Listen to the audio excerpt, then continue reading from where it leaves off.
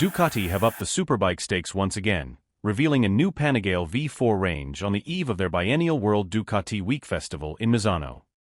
The seventh generation of sports bike to use the Panigale name, the new models immediately stand out thanks to their revised styling and swing arm, with a fresh look said to combine the modern aero ethos, reducing drag by 4%, and the looks of the Ducati 916 and Ducati 1098 V-twins. Gone is the single-sided swing arm, which has been a staple of the Panigale V4 since its inception in 2018. It's now been replaced with a shell-cast aluminium double-sided option featuring large cutouts to expose the 17 inches rear wheel, which actually reduces lateral stiffness by a whopping 37% to improve traction and rider feel when getting on the gas out of a turn. Part of this also comes from the newly designed single-rod shock linkage, inspired Ducati's MotoGP bikes. This maintains the same progressiveness as before, while reducing the length of the shock absorber, thus reducing weight. Moving back to the styling, you'll notice the angry front lights have gone too, switching to a narrower, almost Desmacedesi RR-like design, with the mirrors now also mounted within the front fairing to remove the need for blanking plates when you take them off for a track day. This style change is likely to divide opinion, but then so did the BMW S1000RR when it switched from its traditional winky-faced look to a more symmetrical design for 2019, and yet sales continue to be at the upper end of the sports bike sector in Europe. The Ducati's front end has also been raised by 25 mm, with the rear bodywork dropped slightly.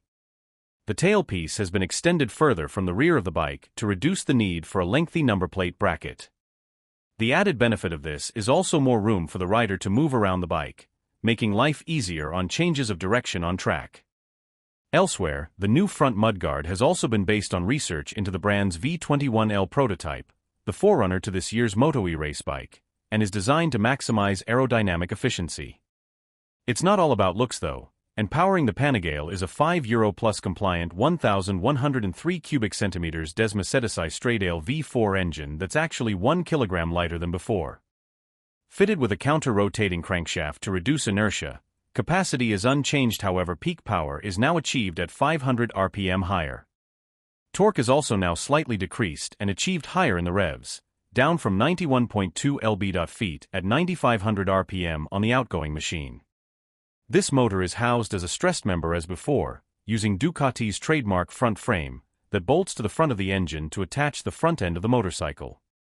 On the V4S model, this is then all suspended by electronic Öhlins finery, with a set of NPX30 forks and a TTX36 shock absorber, plus a steering damper to prevent any unwanted wobbles. This can be adjusted through the new 6.9 inches full-color TFT dash, with both the fork and shock now benefiting from new hydraulic spool valves to offer a greater range of adjustment between the optional road and track riding modes. These lead down to forged aluminium rims, shod with Pirelli Diablo Supercorsa SPV4 tires. Up front, you'll also find new 4-piston Brembo Hyper calipers, which bite onto 330mm discs and are 30G lighter on either side than the brand's existing top-notch style moss.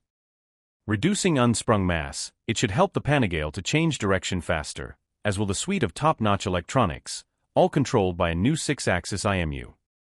As you'd expect, there's traction control, wheelie control, slide control, launch control, an up/down quickshifter and more. Also included is a clever new race ECBS combined braking system developed in collaboration with Bosch to encourage the use of some rear brake on circuit, a tactic which helps steady the motorcycle and suck it down into a corner. There are 7 levels of intervention available, with the rider still able to add manual rear brake inputs if they wish. Up to 15.5% rear brake pressure can be applied, with the system working harder depending on the aggressiveness of the front brake application. Dealer availability remains unknown at this time, however. Expect a full launch review in the coming months. If you enjoyed this review, be sure to like this video, subscribe to our channel for more exciting car reviews.